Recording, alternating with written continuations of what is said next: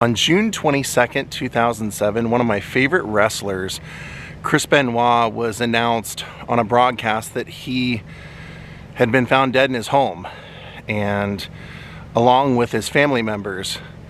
It would be even more surprising in the following days that we would find out that a man who many called the hardest working wrestler in the business, and some would say the nicest guy in the business, would be responsible for taking his and his family's life. Daze with Jordan the Lion begins right now.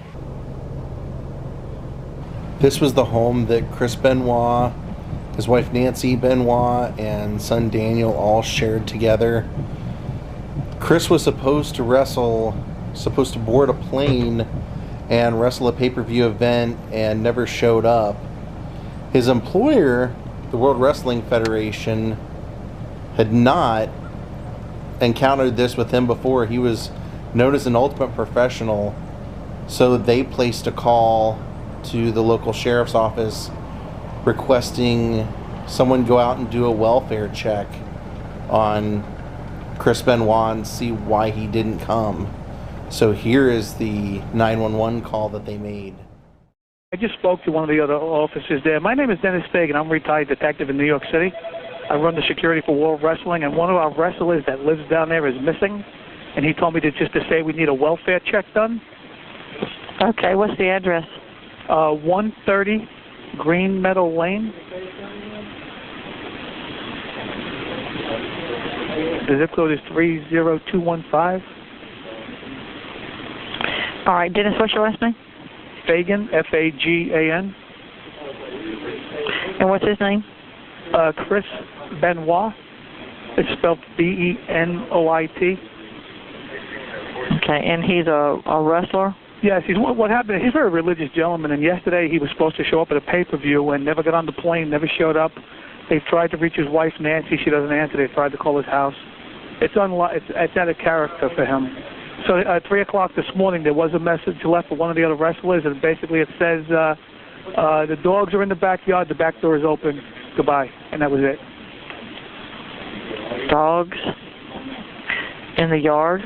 Yes, and the back door is open. He didn't say anything else, and that was it. Door. That message was left at 3 o'clock this morning for another wrestler.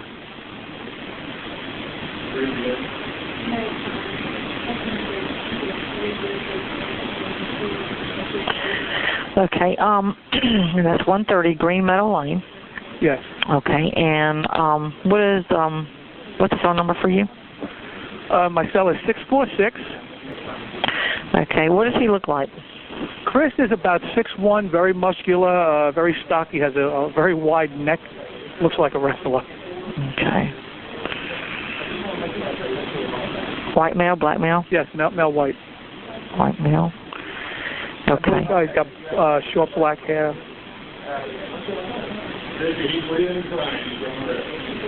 Okay. All right. We'll go ahead and send somebody out there to check on him. If you want to call us back in like 45 minutes or so. If they number I should call back? Yeah. And if he's there, we'll tell him to give you a call. But if you want to call back and check to see if if anybody was there or anything, just call us back in about 30, 45 minutes. In particular, or just tell them? Anybody can talk to you. It doesn't matter. Great. They're going to ask you for the address again, but that's about it. Okay. Okay. All right. Thank you very much. Bye. The sheriff's department ended up coming out and coming to this house, and upon arrival, they saw two dogs inside the fence, and they didn't know if the dogs were friendly. They assumed they were guard dogs, and right around the time they arrived, Chris's neighbor came over and started talking to the officers, said that she hadn't seen anyone in several days, but that she was good with the dogs and took care of the dogs occasionally, fed the dogs when the Benoits were out of town. So she went ahead and hopped the fence and took the dogs in to be secured. While she was inside, she looked around the house and first noticed that the son, Daniel Benoit, had passed away. And so she came running out of the house to the officers saying that the little boy was gone, the little boy was dead. So the officers then went into the house, and the neighbor called the sheriff's office and also made a report. Bay County 911, what is your emergency? Hi, the cops came to my house, and I just want to make sure that they're okay because they sent me over to my neighbor's house, Chris and Nancy. What's your address?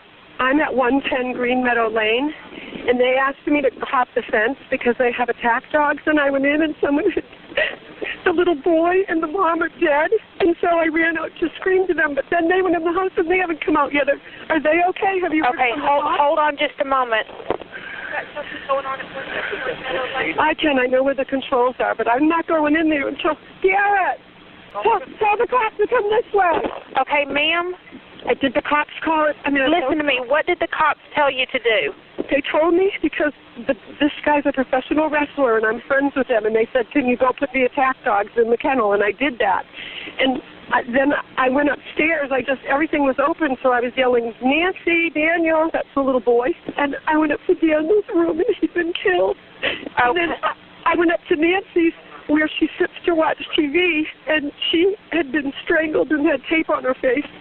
And then I didn't see Mr. Benoit. I don't know where he is. I didn't want to go down in the basement for some reason. Okay, ma'am. He might be dead. Oh, now there's more cops here, but those cops... Ma'am, listen to me. What did the cops tell you to do? Did they tell you to go to the neighbor's house? Yes. And okay. Now they came when I said everyone's been murdered, and they went in the house, and I said I looked in every room but the basement, and they went in the basement, and now they haven't come back out. Okay, listen to me. Listen, we have got contact with our cops, but if they're okay? Ma'am, our cops are okay. But they're okay. But if they told you to go to the neighbor's house, you need to stay over there, okay? No, I'm here. I'm right outside the Benoit's house. No, I mean, they just said stay here in the driveway. I just got nervous because they never came back out. You have contact with your SO people that went in the basement. Okay, they do. She's talked to the cops in the house. Okay. Okay. I'm sorry. I was nervous that he might be in there and do something to them. I just don't know what. The neighbor that was told by the police to get out of the house, she's the one that found the murdered bodies. And she said when the cops ran down in the basement and she hasn't seen them, she's afraid something has happened to the cops in the basement. Your cops? Listen to me. The SO dispatcher said he has contact with them and they're okay. Okay, they're okay. And they're okay. Another cop here. So I just wanted to make sure your cops in the basement were okay. Okay, everything's fine. Okay. All right, thank you.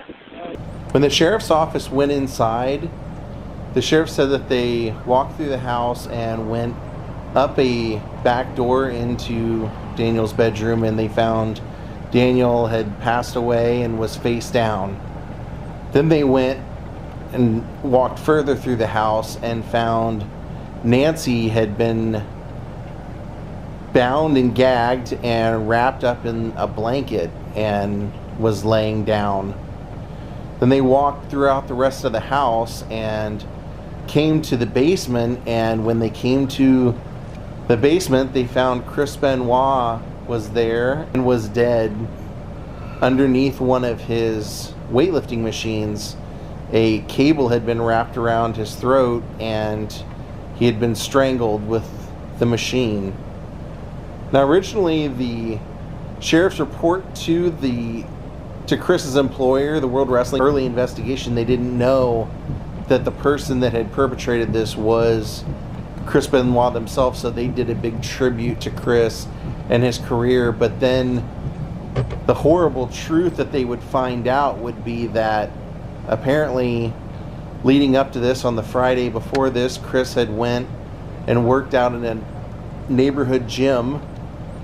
He had come home and the family had a barbecue, and somewhere along the line after that barbecue, Chris had apparently had an argument with Nancy and duct taped her mouth, tied her hands with telephone cable, and choked her to death, and then left a Bible laying near her body.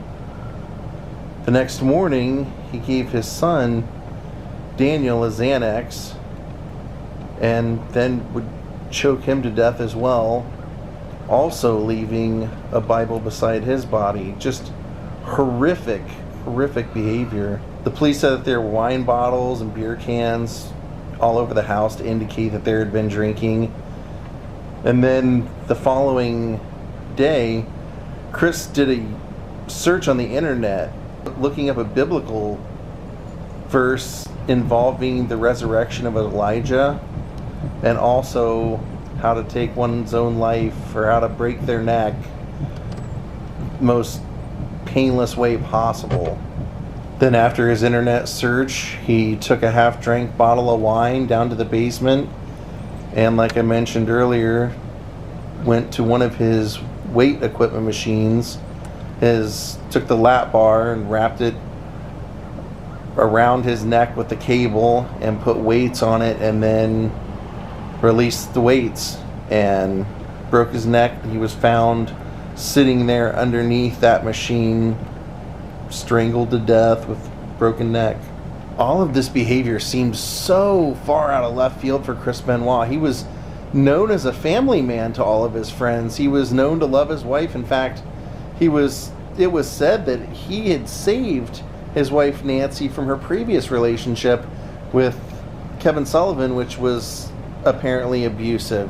But no one had ever known any of this behavior. But after the deaths, things were investigated, and they found in Chris's phone that Nancy had sent him messages saying that his steroid raging was getting out of control and that she couldn't handle it anymore.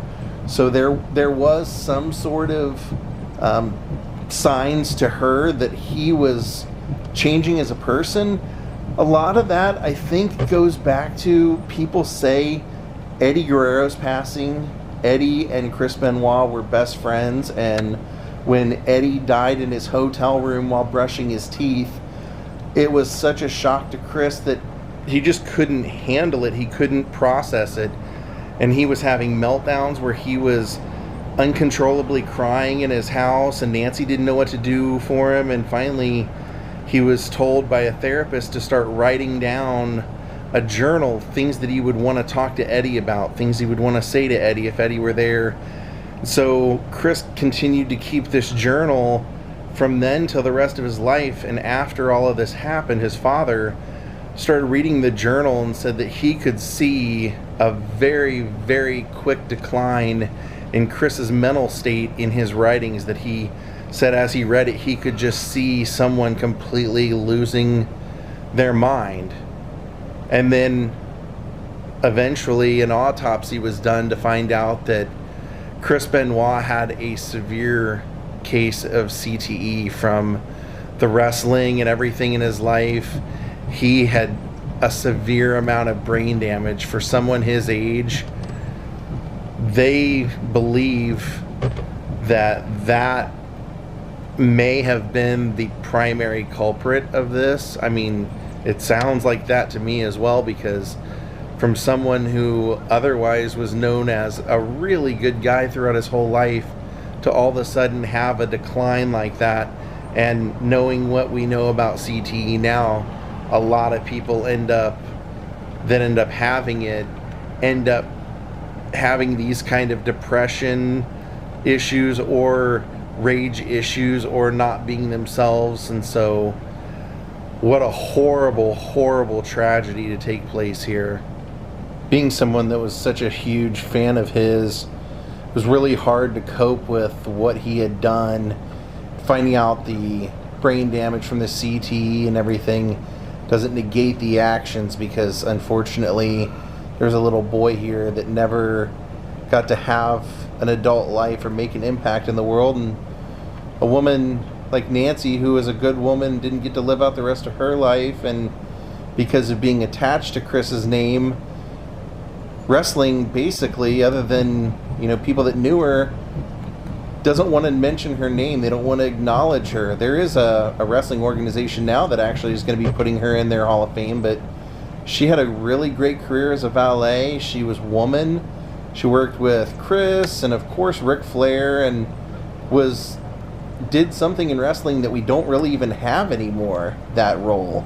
So I feel like she should be remembered, and it's unfortunate that because of whatever happened in Chris's mind or whatever snapped that weekend, that his career, her career, everyone's life is pretty much not talked about when they really should be.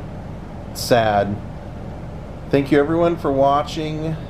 Thank you all for giving this story your time, and rest in peace, Nancy and Daniel Benoit. Goodbye.